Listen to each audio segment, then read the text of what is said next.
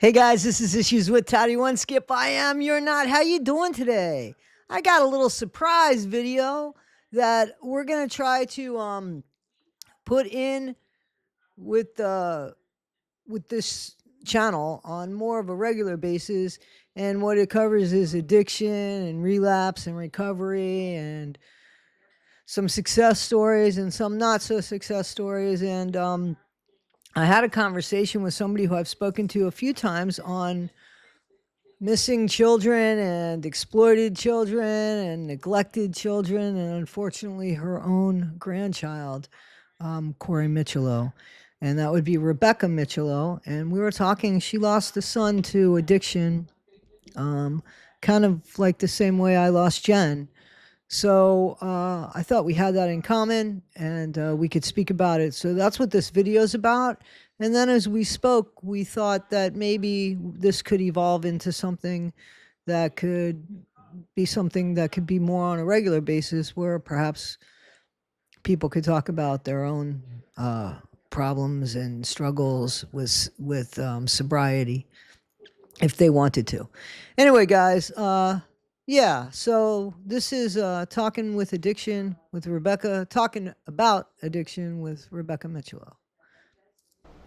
I thought that, unfortunately, what we have in common is the loss of somebody from fentanyl.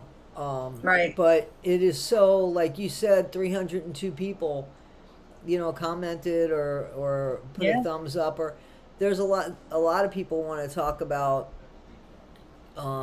Everybody has, so many people have struggled with addiction, and whether it be doctors that overprescribed Yeah. and or people that are legitimately on pain medication that if they got off of it, they would go through withdrawals. I think what happens is it definitely, I don't know, Gino's story. I don't know your son's story. And, Right. I'm not sure that I even know Jen's story, except that Jen, she was taking drugs to numb herself.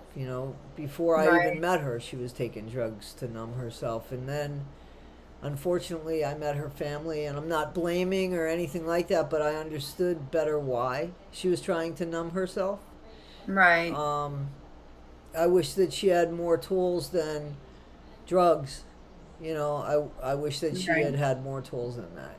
So, but she wasn't a fentanyl addict or anything. From my understanding, that night she just thought she was taking a Percocet.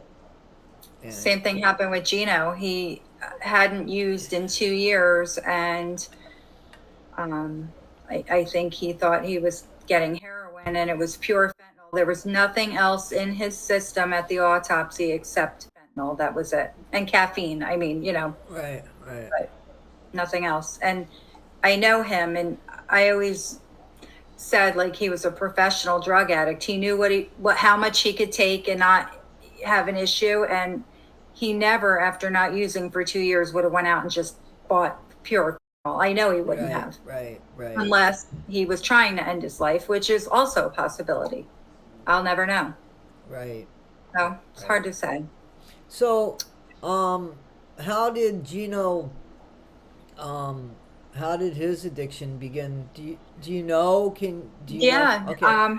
Yeah, And it's how old was he, Rebecca, when he passed? he was 27, I think, when he passed away. I'm sorry, you probably think I'm horrible the not remembering, but so much has happened that my mind, I say it all the time, I'm not as sharp as I was. I Well, you've lost had a a lot. lot of tragedy, Yeah, unfortunately. so I believe on the 27th of this month, I think he would be turning 30, if I'm Okay. not mistaken. So anyway, his addiction started out pretty innocently, I guess. He had a skateboarding accident when he was 16, and he broke his arm, the elbow, and the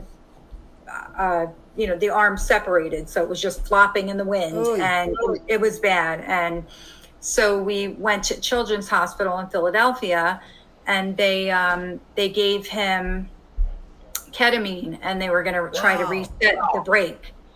And this was I never dealt with any drugs or whatever. And I was in the room when they first gave him the ketamine, and he was so silly on it.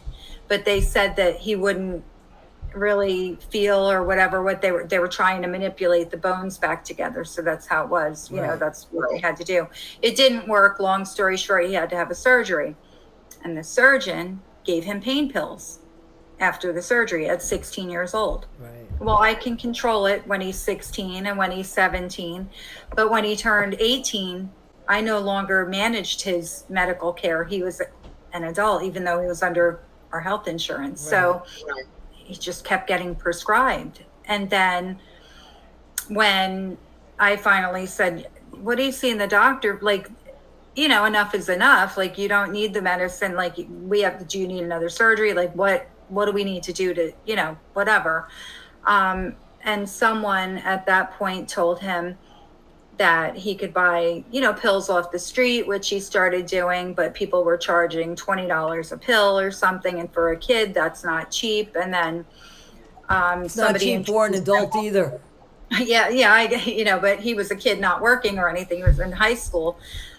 So then someone told him, oh, heroin, $5 a bag, whatever that is. I still don't know terminology and how it, but Right. I don't know what a bag consists of or whatever, or a bundle or a brick, that was the terminology, but it was cheaper than a pill. And he started snorting heroin. I didn't know this. Right.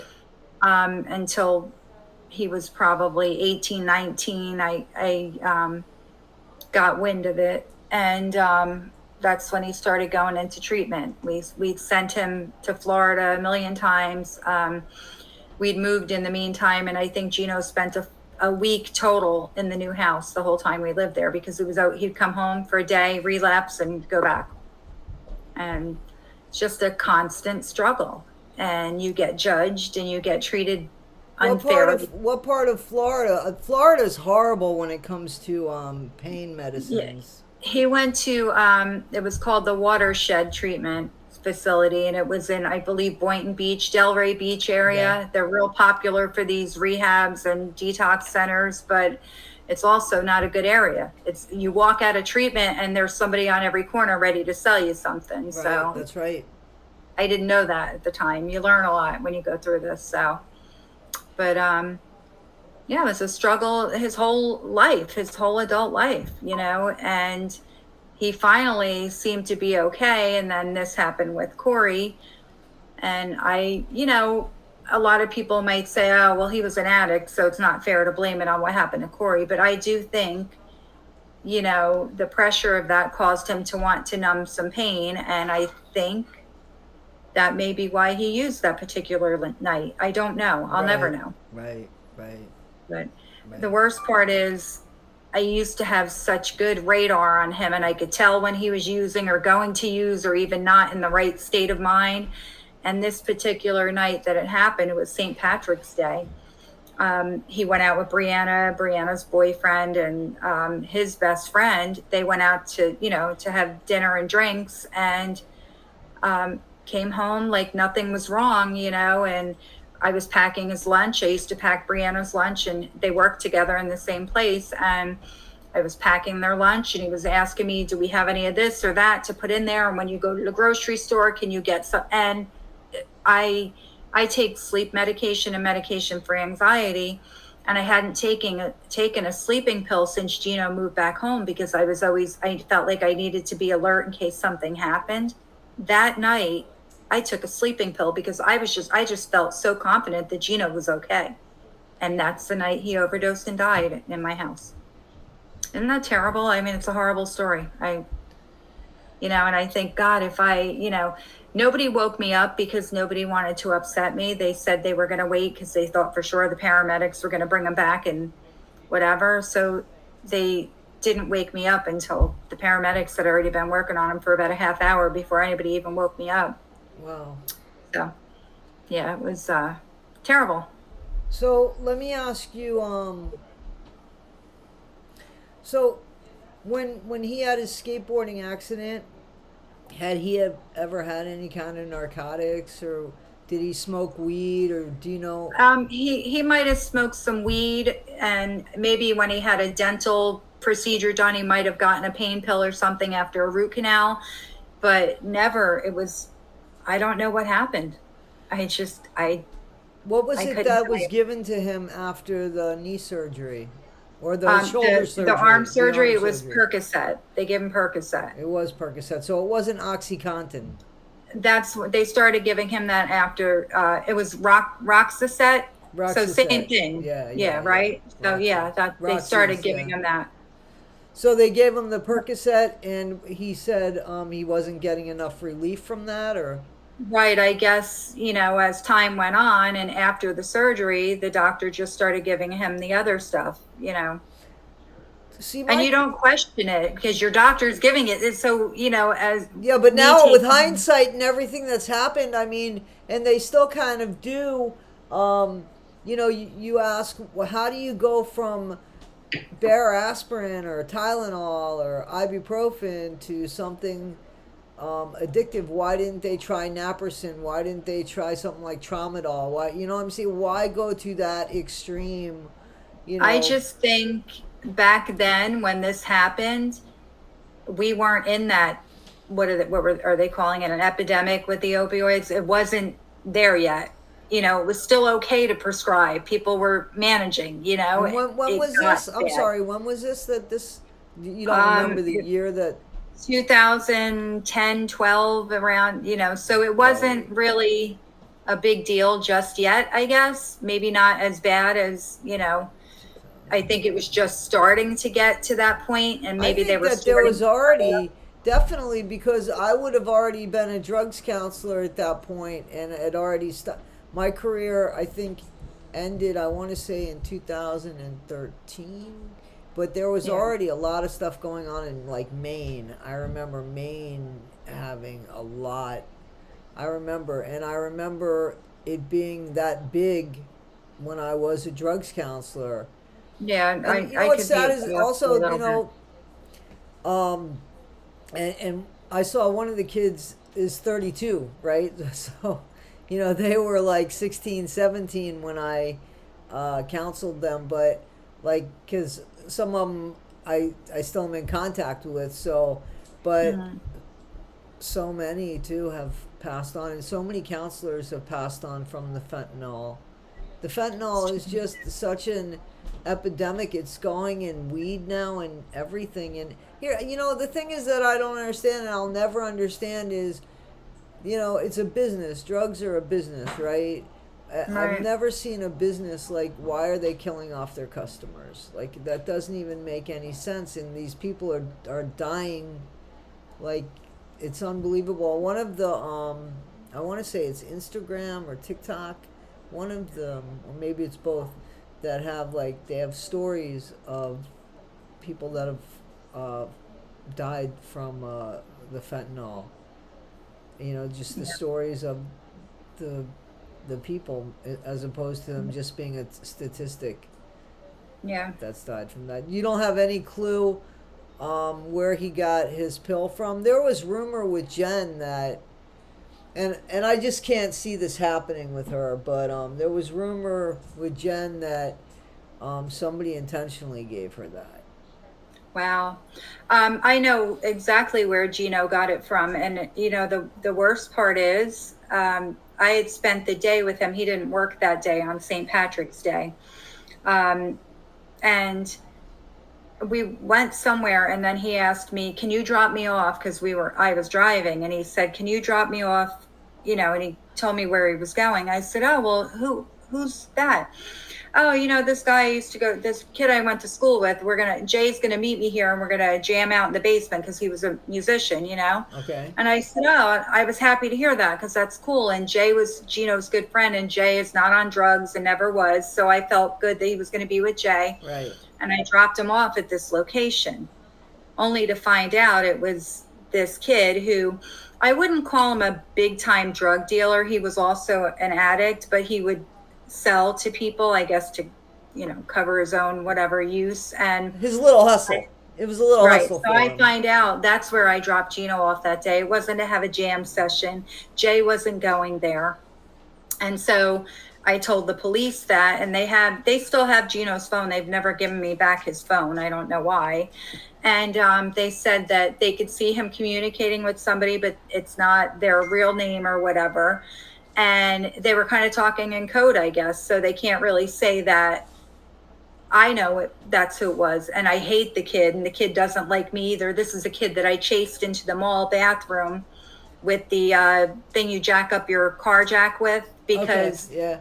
he had Gino convinced in high school to deposit a bad check into Gino's checking account, and Gino got in a lot of trouble for that and had to make good on it. Right. And this same kid is the one that sold him what killed him, and I know it is. And the kid called me a scumbag, white trash. I can't believe I can't come to my friend's funeral because you're accusing me of killing him. Yeah, this is I know he did it. Right. I know he did, and I can't prove it. Right. And I said, why can't he die? Why couldn't it be him? He's taken the same shit. Why didn't he die from it? Why is Gino the only one that died? I don't get it. But then I'm told that other people were using fentanyl. Some people, that's their drug of choice Right. nowadays. Yeah. Yeah. That's But for true. Gino, not ever, he was on heroin. It wasn't fentanyl. Not having used for 2 years, he didn't have that tolerance, I Resistance. guess. Yeah. There was nothing. Nothing. And it killed him. Yeah. And I can't prove who did it. I know who did it. Right. Right. And I have about as much hate for that guy as I do for Chris Greger, Right. but I can't prove. It's weird because with Jen, I was talking to her friends and stuff, and they were telling me their theories, and I told them, my theory, and that Jen just wasn't, you know, Jen wouldn't want us going after the people. That's just, she wouldn't. I mean, I think that, Jen was a drug addict. That's what she was. I mean, if I was going to describe her, it would be one of the top three things that I would say about her. It didn't make her a bad person, but it Right. definitely defined her. It was something she wanted to be. I mean, I hate to say it, but she didn't have a problem with it. Right. She didn't have a problem with it, and she would never like tell on anybody or roll on anybody or anything That was like Gino. that. So Like yeah, Gino would. because people have said things that they wanted to do, and I said, listen, is that her spirit? I mean, is that Jen's spirit? Because Jen knew, like, I think, and I think, for lack of better terminology, that Jen knew she was playing Russian roulette. She wasn't ignorant to what was going on out there, and I think that she was willing to take responsibility for that without anybody else taking the heat for it. Right. I believe that wholeheartedly with her. Yep. So, but it's I to s- to have somebody who, again, a kid,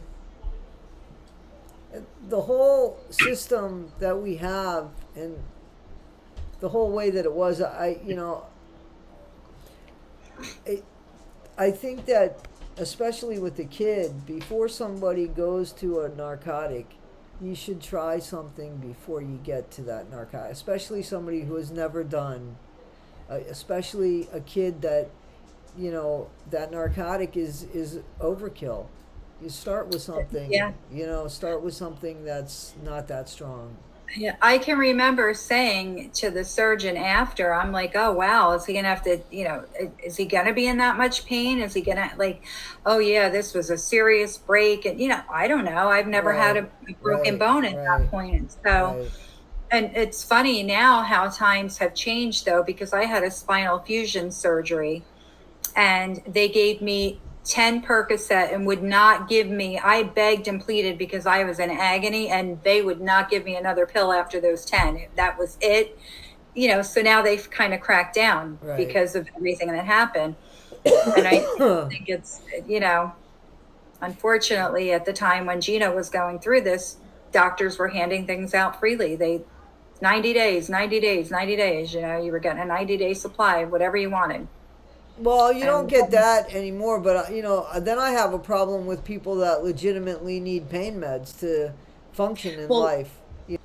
You know, I remember when it was difficult trying to just get pain medicine, and it's legitimate, you I know? know, I know. And, then Yep, they I go start, through it now with my back injury. I yeah, can't get a doctor. I've gone to pain management and they want to do everything under the sun except give me a pill. Nobody will give me pain pills. So I suffer and I don't get to take anything for my pain. I right, just deal with it. I don't sleep at night because of it, and on top of all my other mental health issues, it's hard to deal with chronic pain right, and yeah, not be able to treat it. yeah. It just it kind of has ruined my whole life. It It's is. But yeah. I think that what's happening now is that, I, they're selling these pills. I mean, unfortunately I know people that buy street pills. I don't know how. I mean, it's like I Russian can't believe roulette, that. and they say, it's from this person, it's from this, that she's a nurse or da da da da da. And yeah, how many pills is she getting before she's, what I mean, before she's buying them from the streets and then turning around and reselling them, and they're astronomically priced. I don't even know how people, that's horrible too. That whole cycle of, and the whole attitude and the dirty thinking and the whole, when you saw that your son had a problem, what was the giveaway? Well, he. I guess at one point we had bought him a used car. He was driving, and he decided, I don't want this car anymore. I'm going to sell it and buy this other car. And I said, okay, well, that's on you if that's what you want to do. So he sold the car and no other car came. He never, Oh, the new car, the car that he was going to get never came to appeared. fruition, yeah. And I, kept saying, gee, where's that money? Like, what, what's up? What, are you going to get the car? Yeah, I'm just, I decided on a different one, so whatever. And long story short, a few months pass and he ends up getting another car. So I'm like, okay. And then, we had moved at this point, and a friend of mine who I've been friends with since we were in grade school, she started popping pills and then went to heroin. She'll deny it to this day. She thinks I don't know, but I certainly do. We're still friends. I'm not talking shit about her, but Right, right, right. she came to my house when we moved. She wanted to see the house, we moved into, and she came and she said, hey, I want to let you know, Gino was at, I don't know, she said a name of somebody's house, and they deal dope. And I said, well, how do you know he was there? Oh, I saw him there. Well, what were you doing there? That was like Right, my right, right. question. Why were you there at this person's house? And I said, oh, get the fuck out. Like, I got mad. Right, right, Like, what right. are you trying to say? Because you're that now you're it upset me terribly. But then, she left and I thought, well, she was there too. So, explain that. But then I confronted Gino and I said she saw you, at somebody's house in Jamesburg, and they're dope dealers. Oh, fuck her. She don't know what she's talking about. She's a drug addict. And, that was his whatever. And I said, well, you know what? You need to decide what you're doing with yourself, because I'm not having that around here. You go get help. We're not about So you that in this. believed, so you believed your friend. I did, Okay. because why did he explode so violently? Okay. And I thought, to hell with both of them. They were both there. Like, I don't want to talk to either one. Like, I'm not dealing with this, and And how old that's was Gino at that time? he was like probably 19, 20 now at this point. But I was at this, like, I didn't want to deal with either one of them. And, it's like, it confirmed that now I know my best friend is a heroin addict and my kid now, and they're both getting at the same dealer's house. How about that? What Right, a small world. right, right, And it right. was just a hard thing to to hear, you know. And then he went to, that's when we got him, you know, to go to the It was watershed in good that she Florida. said, I mean, because usually one addict doesn't tell on another, so You know, and I know she was helping me. I know she did it not to be, you know, yeah. not in a malicious way. Right, I know right, she wanted to do the right thing, right. but she ratted on herself at the same time. You Yeah, but know, that that should had to tell be you hard for something her to about, do. huh? What'd you That say? had to be hard for her to do because she knew I was Exactly. going to figure out, like, well, then what the hell were you doing Right, there? You right. know, and it was so crazy because when I did get mad at her for telling me, and I was kind of in denial. And then I had her children that were, you know, adults calling me and, you know, oh, your son's a scumbag drug addict. And I'm like, so is your friggin' mother. She was at the same place, guys. Like, what is the deal? I called her out on it. Now you're mad at me, you know, and it Yeah, was you just, see how it was that works hard. though, right?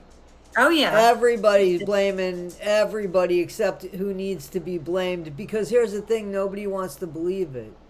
Right, You know, right. And I had a it, problem in my 20s, and I was just telling somebody this story. And, I'm not a liar, right? So I've never been a liar. But so my friend who I used to take to go get drugs in Liberty City in Miami, right? So it's not a good neighborhood. And I told my friend I didn't want to do it anymore. I didn't want to do coke anymore. I didn't like that it basically owned me. You know what I mean? Like, right, and and I know that I had said it a couple times before, and then I was weak about it. But this time, I just really meant it. And I guess a couple days went by, and I didn't. I stuck to my guns about it, and my friend ended up telling my mom. Like, so my mom said to me, you have your friends are calling up and telling these horrible lies about you. And I was like, well, what are they saying? And she said, well, Yvonne called and said that you're doing coke. And I said, well, that's not a lie. I mean, so I told the truth. And she asked me right, if I needed to go to any rehab. I said, I don't think so, because I really do want to stop doing it, and I think that that's half the battle. And right. so I didn't, and I was able to stop it, and I ended that friendship. I kept that friendship at a distance, and later that person ended up stealing something from me, and it was a mess. She's dead now. She did have she had I think it was a heroin overdose she Oh, had. So, yeah, but it's terrible. she took one of my paychecks one time. So help me Oh my God. She gosh. took one of my Wow. paychecks and went into the bank, and I'm watching this video saying to myself, how did I get to this bank, and how do I know, like, how'd that happen? Because this was the black and white footage back in the day where it wasn't Right, continual. It was kind of like, you would see movements, so you didn't get to see right. exactly. And I mean, we had the same sunglasses. I used to wear a gold ring on my pinky finger. She had a gold ring.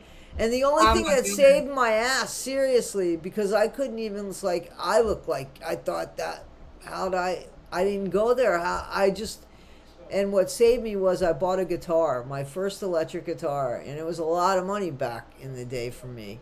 And I bought it on layaway. But the day I picked it up was the same day that I was accused of going into the bank where my boss knew that I picked up the guitar, because when I came back from the music store on my lunch break, I showed it to them.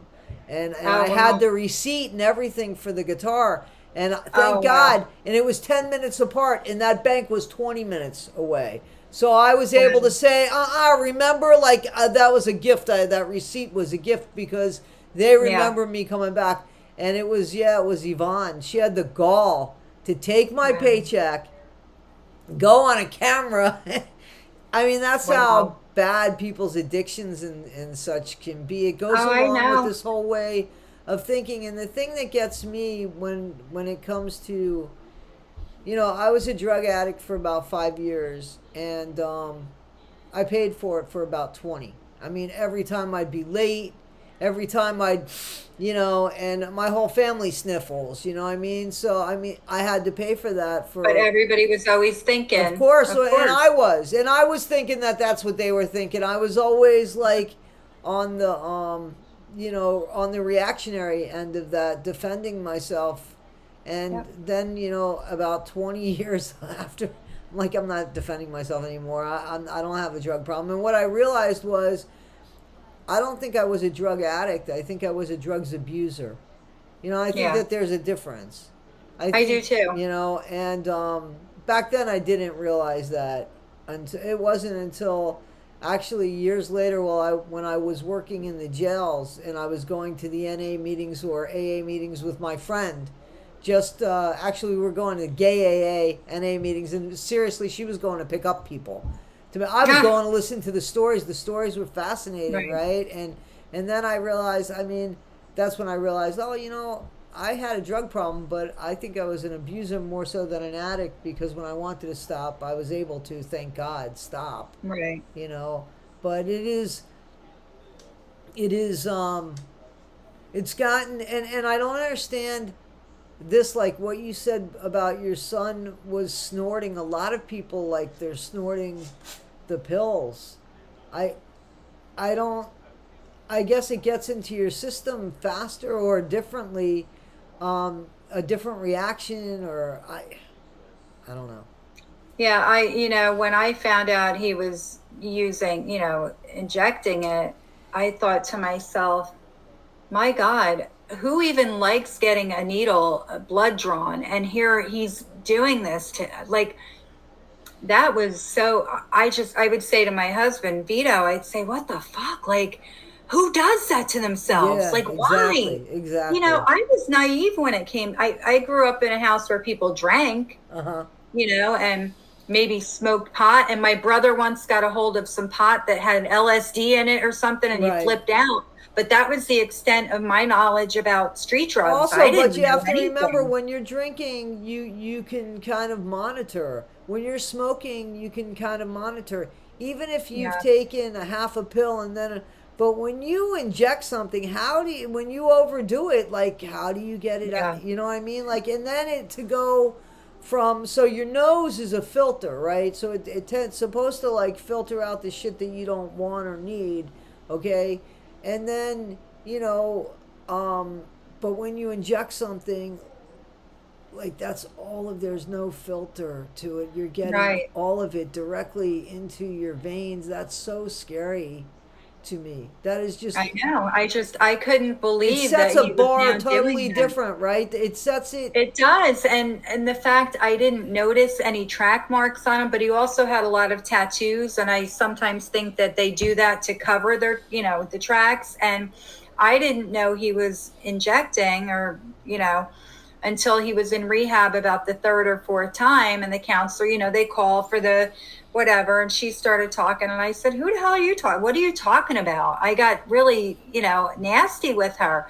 I said, he doesn't inject. I said, you're crazy. I said, he snorts it. And she's like, no, Rebecca, and I argued with her. I said, oh, absolutely. He's not. He would never. Like, Yeah, I couldn't believe it. I never heard of such a thing. I just never heard of it. And sure enough, that's what he was doing. And I mean, he was bad when it got bad. It got bad. He had abscesses, like, on his arms that required they had to dig out and move veins from his leg to his. I mean, he was a yeah, mess. He yeah, got bad. It got really bad and ugly. And I always said I knew that Gino I would be burying Gino. I used to always say it, and I had accepted it. But the last 2 years before he died, I didn't have that fear anymore because he had done so good. right, And right. I actually went back in my email and had an email. I don't remember what year it was. I was emailed the funeral home to make pre-arrangements for Gino. Can you imagine, while he was still alive? Because I was so sure that it was going to happen, but it was years ago, and then it happened. 3 years ago. It just, and I think, well, I guess I wasn't wrong, but just when I put my guard down and thought it was good is when it happened. Not when I expected it to happen. So it was a little more shocking now because I wasn't thinking that way. Right, right. Because to me, he was a recovering addict. You're always an addict. They say no matter, what, you're in recovery. Right, So right, to me, he was a recovering addict. He right, hadn't used in 2 years, right, but right, I've learned that something as simple as McDonald's messing up your cheeseburger, can trigger an addict. I get it. I understand a little better, but right. you know, I it's I don't know. All of these kids, like my daughters, Nicole, Bree, they have friends that are, they'll do things, and I think they knew Gino, and he died, and they came to his funeral, and they're still out doing stupid stuff. They don't. That doesn't phase somebody. Well, when somebody's an addict, uh, when it's easier. I don't, it's easier said than done. Nobody wants to die, but nobody wants to go through the pain of sobriety.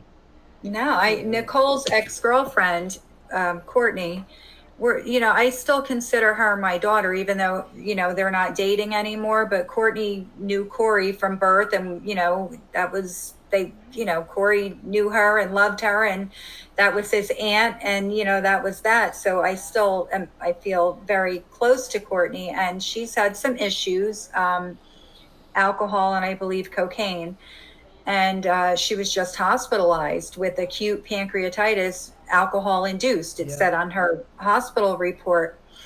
And I got very upset by that, because it's going to kill her, the alcohol and then the cocaine. You don't know what's in it. And I didn't say anything. She had been out of the hospital probably 2 weeks at this point, and I sent her a message, and listen, I said, this is what's going to happen. Your organs are going to fail, and they're going to shut down. You're going to die. And I said, and I'd rather say goodbye to you now. I get upset even talking about it. But, she's like, well, I'm okay, Mom. I'm okay. I cut down. I said, you can't, you have to quit. right, Cutting down, I said, you have to go to detox, flush all that shit out of your system, and then you have to stay off of it. You'll never be able to say, well, I'm just going to drink tonight or just do this. right, And it's right, bothersome. So I haven't talked to her. I don't want to, because she's right, going to be dead, and I can't handle that. So right. I think that did you have any experience with anything like the Al-Anon or with AA or I NA? I joined. I It was this Mothers of Addicts or something group that I had found on Facebook many years ago when I was going through this, and then I slowly pulled away from it because I felt like I was good. I understood what was happening. I accepted it, knew that I couldn't change what Gino was going to do, no matter how much I wanted it. And I just had to let him decide when. And he did. I stopped hounding him. Whatever he did, he did. And that's where we kind of left it the last few years. And that seems to be what made him get right, believe it or not. Like when nobody bothered and hounded him about it. So did he That's when stay at he, home the whole time? Did he live at home the whole no, time? he had moved out. He was, I guess, 1920. He hadn't lived with me. He went to live in Pennsylvania with his uncle, and he worked for the uncle. And prior to his death, like 2 years prior, he got a great job as an engineer in a hospital in Philadelphia. Got a townhouse. He was renting it, but it was, he rented a townhouse and was doing great. And then when everything happened with Corey, he would call me every day to check, and I was just a mess. It's all I talked about. And he would say, oh, I wish I was there or whatever. And I'd say, no, you're good. You keep doing what you're doing. You're doing so good. You don't need to be here. We're good. We're okay. And then finally, I don't know, 6, 7 months after Corey passed away, Gino said, listen, I'm going to come and stay with you. I'm going to give up my house. I'll commute back and forth to work here. I'll keep my job, but I'm going to come stay with you. And I said, well, I don't want you to do that. I was concerned because our house it was depressing here, and it concerned me that how that would affect him, Right, with right, focusing on sobriety. And But he came anyway, and he ended up getting a job where Bree was working instead of the commute, because it was ridiculous to think he was going to be able to do that. Yeah, I was gonna And say, how far was that commute? right, an hour and a half, To it wasn't going to Philadelphia? happen. Yeah, if you calculate traffic, and yeah, it would have been ridiculous. But I we would, our daily routine here was to talk about Chris, Corey, this, that, that's all we talked about. And Gino would get to the point where he'd get up from the table and say, I can't listen to this. And he'd have to leave the room. It's depressing. Right. And, I felt bad, but it's just what our lives were about at the time. It was very new. And then, like I said, I guess it was 11 months after Corey passed away, Gino passed away. Yeah. I don't know. I don't blame myself, really. I just feel like if he didn't come to live with me, would he still be okay? I don't know. You know, No, you something almost, else would have you know, come into his life and he would have used for that. right. Yeah, I think so, but I think, the depression, how everything going on, the vibe in the household contributed to him wanting to use. Absolutely. Absolutely. I'm sure other things were bothering him too, but I know this played a big part in, you know, if I didn't have to fight for justice for Corey, I probably would have offed myself too. But I had to stay here to make sure we got justice, and I had to make sure Bree was okay, and Right. Nikki. So Right. otherwise, I probably would have taken the easy road out too. Not saying that he did. I don't know if he meant to do this or not. I don't know, because I go back to saying he had been on drugs for so long. He was almost a professional drug addict. I Right. can't imagine that he would say, I'm going to go take pure fentanyl after not using I for, can't imagine that he would add this on to you finding it happening in your home. You know what I I don't mean? know. So I can't I don't imagine know. that, he would have said, I and that would have been a thought if he was going to off himself, what Yeah. it's like afterwards, and I don't think that that would have been something. Yeah, and I think about that too. There's so many different things that, I'll never have the answers to. And that's tough, but you have to accept it, and I say sometimes, and it probably comes out the wrong way when I say, I say, well, at least now I don't have to worry about him. And I don't mean that to No, be, I know exactly what you mean. I know exactly and what he's you no mean. longer struggling like with that Right. demon. And you He's don't at have to worry peace about now. getting that phone call again. Right. And I'm so grateful that he was here with me and not out in the streets of Kensington and Philadelphia, because he would go there. Right, And right. can you imagine him being out there Yeah. and it happening on the street? Maybe he didn't have an ID or something, Yes. and not knowing, because as I think about it, sometimes a couple days might go by and I didn't hear from him, and maybe I wouldn't have known right away. Like, you don't know what could have happened. And I said, I was just, as much as it's horrible that it happened here, I was grateful that it happened here and not him being on the street somewhere. And, I Yeah. know, You know crazy, that but. he passed at least in the safety of your home and nothing And he happened to knew he him. was loved and Right. cared for. Right. We said, I love you that night before I went to bed. And I am Right. so glad that we said that all the time, because that was Right. the last thing I said to him. So I'm grateful for that. But I still wish he was here, Of you course, know. of course, of course. I think he just tried to take something to numb his pain and he just took the wrong Yeah. thing. Yeah. I think so. I think so. Or, maybe he thought he could handle it. Maybe he was told it wasn't that much. I don't know. I would like to think that he thought he bought heroin. I don't know what it looks like. I Right. can't tell you, because the strange thing is, when, after they took him away, to the morgue, the police were here, and I said, there's no syringe. There was no syringe in his arm. There's no needle. There's no packaging. I would find the packaging with the heroin with the skulls on it, or some of it might Right. have like a picture of Donald Trump on it. There were Right. different, Right. whatever, how they Right. would Right. market it. Right. I said, there's nothing here. We flipped his mattress.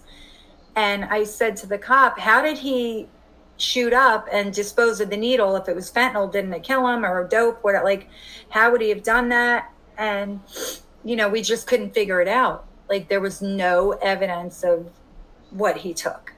And, so there was no puncture wounds on his body during the autopsy. So they said it was something he ingested. So I mean, I don't know. He might have thought he was taking like a Percocet or an That's what I'm thinking. OxyContin, something like I'm that. thinking Yeah, maybe it wasn't heroin at all that he thought he was taking. Maybe he thought he was taking a pill just to chill yeah. for the night or Or something. or here's the thing, like the OxyContin, that is heroin. It's just synthetic heroin. Right. It is. So I mean, because and I remember somebody that I really care about.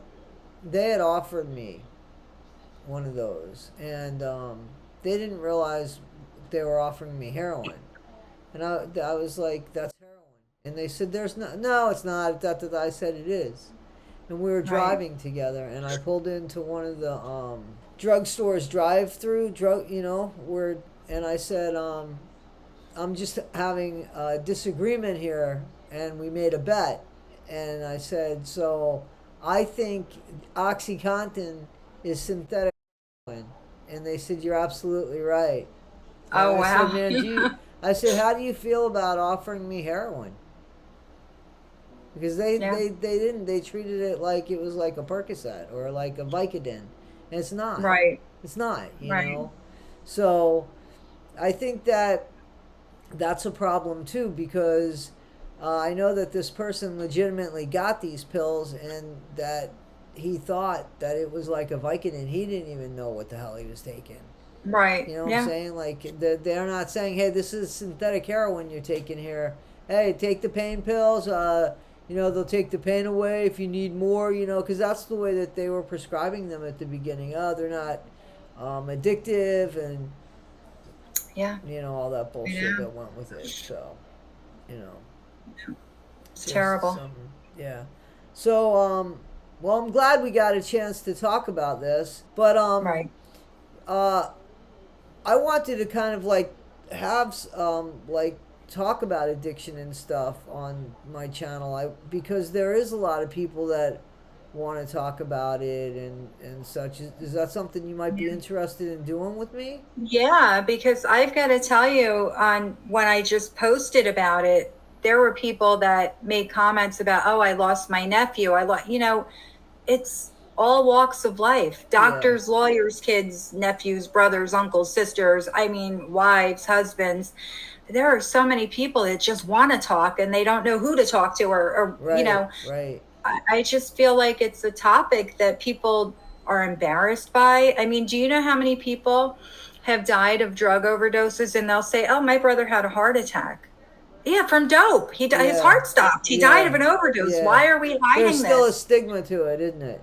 I never was ashamed. I never hid it. I always talked openly about it, Right. but it was, a dirty thing you couldn't talk about. People lie about it. And I feel like that still happens to this Yeah. day. Nobody wants to be labeled, you And know. the problem is Yeah. that there's a lot of people, and it affects everybody's family.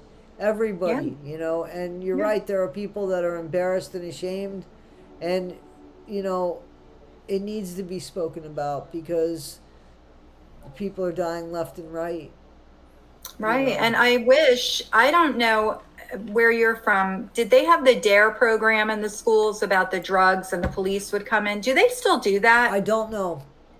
I They don't need know. to, You because know. these kids who think they're buying a pill from somebody, they're not understanding that you don't know where it came from and what's in it. And that's how kids are still dying to this day. Yeah, I don't know And what they're doing about. I don't even know how kids are being raised anymore, to be honest with you, Rebecca. I mean, like, I everything know. is just. I mean, it's scary to have children today simply because the internet is just out there for grabs for anybody.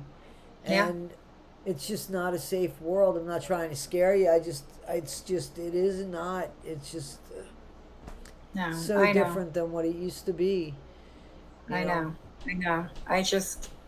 I think that now more than ever, the DARE program should be back in school if it's not still there. And if it is, it needs to be amped up a little bit because these kids are just Well, it's taking that's the thing something is, and and also kids from this is what I noticed when I worked with the kids, as opposed to the adults. Kids think they're invincible. You yes. know, they just don't understand the severity of things. Yep. You know. But somebody told me, I was never big on smoking weed. I don't like to smoke anything. It makes me cough and gag, and I'm just terrible. And Right. somebody told me that they're even putting fentanyl in marijuana. Yeah, Like you can't, I told you that a it's little not bit safe. ago. It is. That's what I heard. And, these kids think, well, it's just weed. I'm okay. You don't know. Oh, I got it from my buddy. Well, where did he get it? Yeah. You don't know. Yeah. And it's just not safe. And I tell everybody, if you're not getting it from one of those dispensary Right. places, you Right. don't know what's in it. You don't. And Exactly. Exactly. And I it, mean it's legal in New York, so I don't that's the only place I get it from anymore is the yeah, dispensaries. You know, yeah, cuz I because want you to know can't what I'm trust getting. anybody. Yes. I want to Yeah. know what I'm getting. Especially I mean with the edibles and stuff. I had friends that made edibles and stuff and I know that they wouldn't do anything, but they're getting it from somebody. I don't know what they're doing, or the other person that That's what they're I getting, or said. the other Yeah. person, goes, yeah. So, Right. You're getting absolutely. it from Bob next door, who you know for 20 years, but where did Bob get it? And, Right, exactly. you And I just, don't, and maybe I trust you, but maybe I don't trust Bob, right. It's So, just, you know, the drug addiction, fentanyl, all that, it's right up there with the child abuse. We're never going to be able to fix it because nobody wants to hear about it. yeah, Nobody, you can't get an answer from anybody of how we're going to fix it. Everybody, it yeah, just keeps happening. Unfortunately, I had to deal with both, somebody dying from an overdose and, someone being abused and murdered, both. I got both right, things. But, those are two subjects that I feel very strongly about that I feel are still ignored to this day. right, Kids right, are right, still being abused and murdered, and people are still dying from drugs, fentanyl. right. Who's fixing it? I, All right, guys. So that's it. What do you think? I think that maybe we could do something a little bit on a regular basis on with this topic. It's a topic that a lot of people can share, and because they've been there, they know. At least there's at least been somebody in our lives, I'm sure, that has been touched by addiction. Um, so anyway, guys, there's a lot of things we could talk about as far as the difference between abuse and addiction.